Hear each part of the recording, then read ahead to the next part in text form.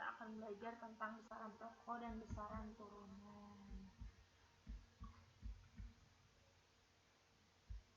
Oke, seperti biasa, Ibu minta sebelum pembelajaran dimulai, silahkan persiapkan alat tulis dan masing-masing ya. Kemudian berdoa terlebih dahulu sesuai dengan kepercayaannya masing-masing, supaya ilmu yang diserap dan bisa dipahami. Oke, berdoa dimulai.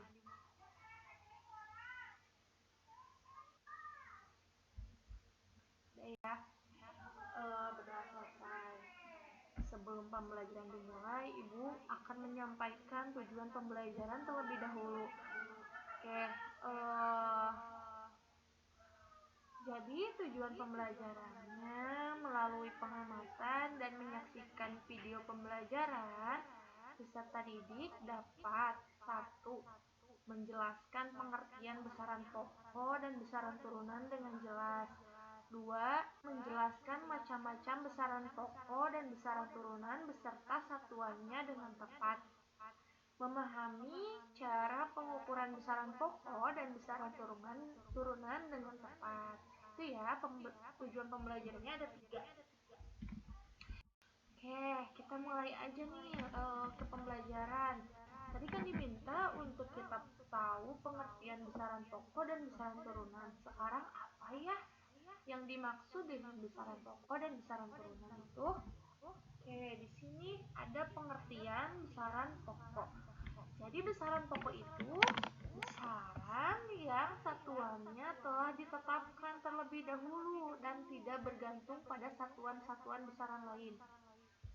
Nah, jadi besaran pokok itu udah paten seluruh dunia atau secara internasional, sudah ditetapkan oleh ilmuwan untuk mempermudah dalam sebuah metode ilmiah. Jadi kalaupun kemarin beda-beda orang menggunakan besaran pokok itu akan sama ukuran dan satuannya. Tujuannya untuk meminimalisir kesalahpahaman dalam penghitungan metode ilmiah. Sekarang besaran turunan apa ya? Di sini besaran turunan merupakan besaran yang diturunkan dari satu atau lebih besaran pokok seperti luas, volume, konsentrasi, dan laju. Oke, jadi besaran turunan ini turunan dari besaran pokok. Contohnya nanti besaran pokok itu kan ada 7 ya, 7. Nah, luas itu didapat dari panjang kali lebar sama dengan luas. Jadi apa dikali apa sama dengan nanti besaran turunan. Jadi dari besaran pokok menghasilkan besaran turunan. Itu. Kalau belum paham, ya nanti kita bahas lagi ya. Nah, Ibu, apa aja sih besaran pokok yang diakui secara dunia? Oke, di sini jadi besaran pokok itu ada 7. Di mana pertama ada panjang, lambangnya L, satuannya meter. Jadi panjang itu satuannya meter ya. Kalau misalkan ada panjang yang satuannya kilometer, berarti kalau kalian harus mengkonversinya atau merubahnya dari meter ke kilometer, dari kilometer ke meter maksudnya gitu. Nah, lambang satuannya itu M kecil. Jadi untuk meter itu M kecil, panjang. Kemudian ada massa itu berat ya. Di sini ada kilogram. Contohnya berat badan kita itu berapa kilo? Nah, itu betul. Kalau misalkan berat badan kita misalkan gini, diketahui berat benda itu 100 gram. Nah, di sana kalau untuk satuan internasional besaran itu harus kilogram, berarti dari 100 gram itu harus dikonversi ke kilogram. Nah, satuan lambangnya kilogram itu K kecil dan G kecil. Untuk waktu itu lambangnya T. Satuannya sekon ya. lambangnya S, ekon S gampang lah ya. Kuat. Sekarang kuat arus. Kuat arus listrik itu I besar, yaitu ampere. Lambangnya A besar. Terus suhu. Eh, suhu ini suhu ini lambangnya T besar, satuannya Kelvin, dan lambang satuannya K kecil. Terus untuk jumlah zat di sini lambangnya ada N besar, satuannya mol, dan lambang satuannya mol. Ditulis ya MOL Bu. Jadi enggak lambang M doang, tapi ditulis MOL, mol. Di sini ada intensitas cahaya. Nah, intensitas cahaya ini I besar juga. Candela. Satuannya candela, lambangnya CD. Tuh.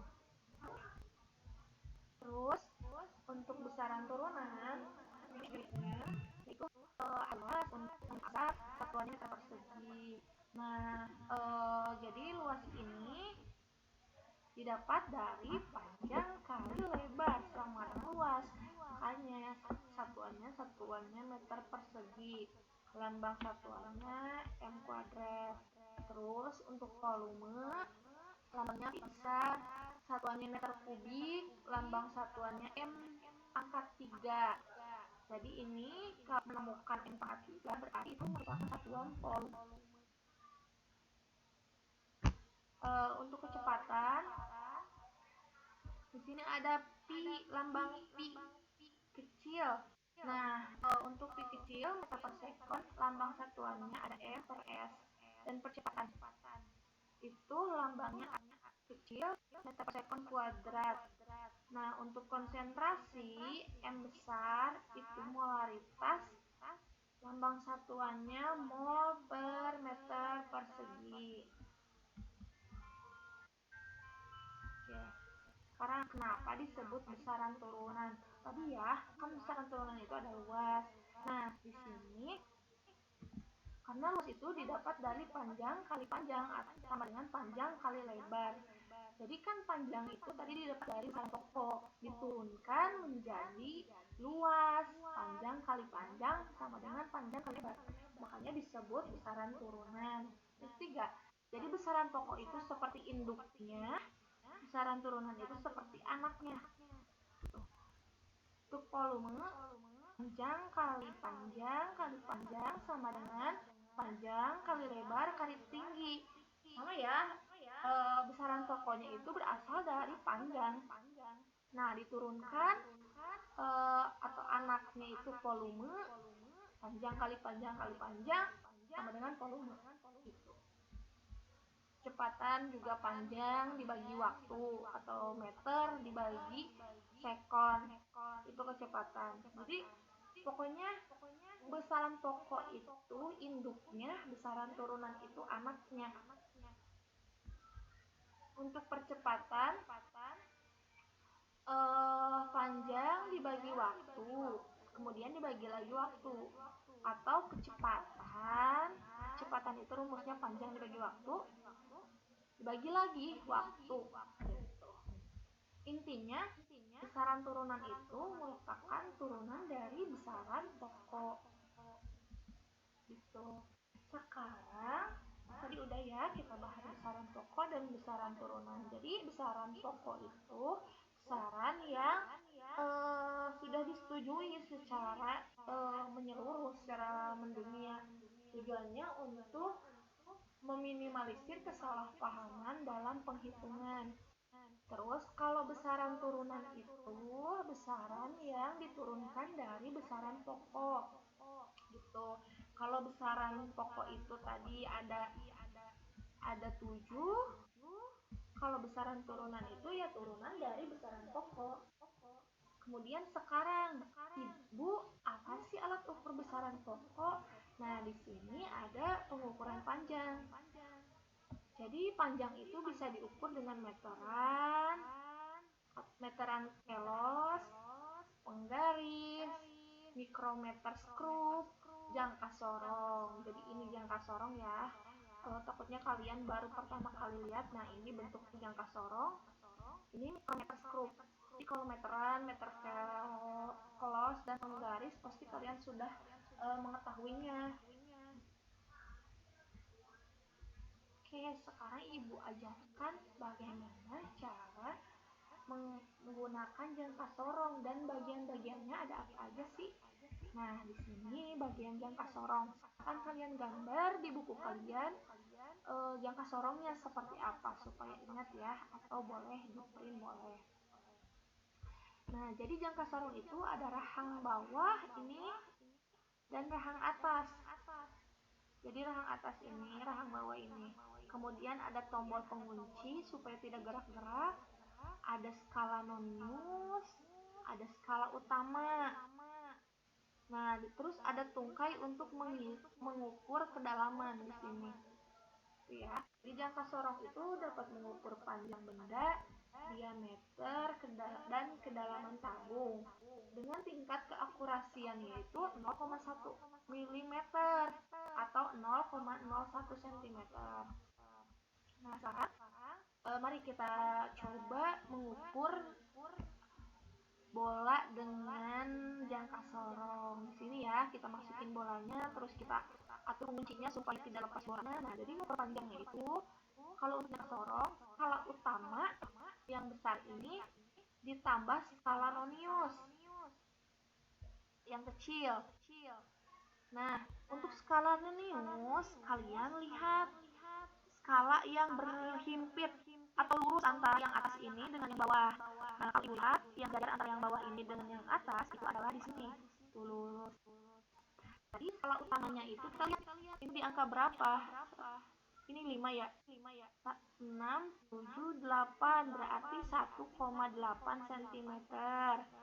Nah, untuk skala noniusnya yang kecil kita lihat 1, 2, 3, 4, 5, 6. Ternyata ada di angka 6. Jadi skala noniusnya itu 0,06 cm. Sekarang jumlahkan panjang bolanya itu 1,8 tambah 0,006 sama dengan, jadi panjang bolanya itu 1,86 cm. Itu ya. Jadi skala noniusnya itu cari yang mana yang lurus garisnya. Di sini hampir lurus ya, tapi tidak selurus angka 6 tuh. Jadi yang skala nonius dengan yang atas itu lurus. Itu disebut dengan berhimpit. Oke, ya. Sekarang ada mikrometer skrup. Jadi mikrometer skrup ini, nah bentuknya seperti ini. Di sini ada skalanya, ada skala utama juga, ada skala nonius. Sama, tinggal diputer-puter, diputarnya. Nah, di sini taruh bendanya yang akan kita hitung panjang atau ketebalannya. Nah, kalau kita hitung di sini lihat, ini 5, 6, 7, 8. Oh, berarti di angka 8. 8 tulis ditambah. Lihat angka yang lurusnya berapa sih? 5, 6, 7. Ternyata 0,07 mm. Jadi kalau untuk yang sebelah sini pakai 0, kalau yang di sini langsung aja 8, berarti panjang yang diukur itu 8,0,7 mm. Nah, di sini ada juga jenis neraca Ohaus. Ini mau untuk pengetahuan kalian aja ya. Jadi neraca Ohaus itu ada yang digital, ada yang lengan 3, ada yang lengan 4, ada yang neraca Ohaus lengan 2. Cara menghitungnya ini yang lengan 3. Kita hitung aja dari yang terbesar ya. Nih di sini ya. Nah, 540 kan satu lagi. 42,4. Jadi dari yang ratusan, puluhan ke satuan. Kalian tinggal gunakan gampang banget. Kalau neraca Ohaus itu rada gampang. Lebih mudah dibandingkan dengan yang lain. Nah, sekarang cara mengukur volume benda tak beraturan dengan gelas ukur. Kalau cara mengukur volume benda yang tak beraturan dengan gelas ukur itu gampang. Contoh di rumah itu ada gelas ukur seperti ini. Kalian masukkan air sebanyak 500 ml. Terus kalian masukkan batu ke dalamnya. Otomatis kan airnya jadi naik. Nah, yang tadinya 50 menjadi 75. Untuk mengetahui volume batu itu atau berat batu gampang, tinggal volume yang akhir atau yang ini yang sudah dimasukkan batu 75 dikurangi volume awal yang 50. Jadi volume batunya ternyata 25 ml. Jadi volume akhir sudah 5 batu dikurangi volume awal. Nah, selisihnya itu adalah volume batu. Oke, sekarang kerjakan soal di bawah, kemudian kerjakan di buku tulismu dengan caranya ya. Kalau misalkan micrometer screw berapa ditambah berapa sama dengan berapa gitu. Foto terus kirimkan ke Google Classroom. Nah, di sini ada latihan soalnya. Yang pertama, hitunglah berapa panjang pensil. Nah, dari gambar ini kira-kira pensilnya ada berapa senti gitu. Yang kedua, hitunglah berapa volume benda yang dicelupkan. Ini yang awal, volume awal, ini volume akhirnya. Jadi, besar benda ini berapa? Sekarang, di sini ada balok kecil. Berapa tebal benda tersebut? Nah, dari angka ini kalian bisa lihat berapa kira-kira angka tersebut menggunakan micrometer screw. Terus, untuk yang keempat, berapa panjang baut yang nampak menggunakan jangka sorong ini. Kalian jumlahkan skala utama yang atas ditambah skala nonius yang berdempetannya yang mana, yang lurus yang paling lurus yang mana. Antara yang garis bawah dengan garis atas itu yang mana yang paling lurus.